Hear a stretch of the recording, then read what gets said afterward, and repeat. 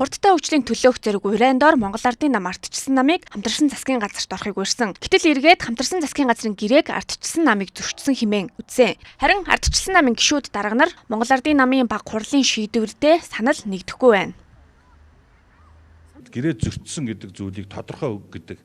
Одоо манай эрх баригч хүчин ч юм бол бичиг өгөөл тэрийгээ сахиад их суудаг шүү дээ. Тэрэн шиг бид нар ч гэсэн бас одоо бичиг өгсөн. За энэ ямар зүйл залт зөрчсөн өг гэсэн ийм одоо бичгийг өнөөдөр ерөнхий нарийн бичгийн даргаар Монгол Ардын намд хүргүүл. Дарга бас өөрөө яг ингээд буруу өөртөө авж яана л да. Яг тэгэхээр энэ чинь Монгол улсын тэргүүн шадар сайд, ерөнхий сайдын 1-р орлогч гэсэн үг тийм ээ.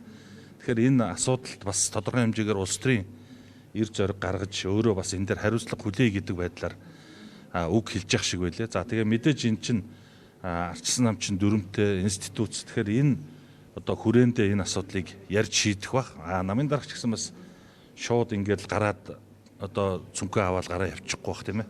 Эргээд бид нар ч бас дараагийн асуудлууд байна. Энэ жил намын их хурал хуралдах, хөтөлбөр батлах, дүрмээ батлах энэ төр гэсэн хууль зохицуулах зөндөө асуудлууд байна.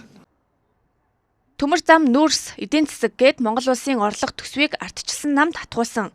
Гэвч 1 жил хүрэхгүй хугацаанд ардчилсан нам засгаас гарлаа. Тэгвэл хамтарсан засгийн газрын өнгөрсөн 10 сарын хугацаанд хийсэн ажилд ардчилсан намынхан онц дүнг тавьж байна.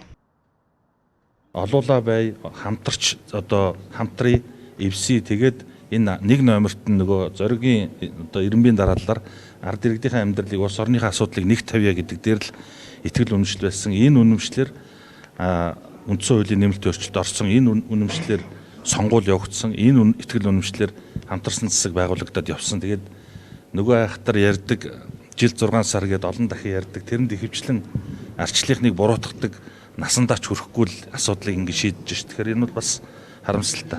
Энэ төр юм чинь энэ төслүүд үргэлжлээсэй л гэж бодож. Битээ дахиад улс төржиж гацаасай л гэж бодож.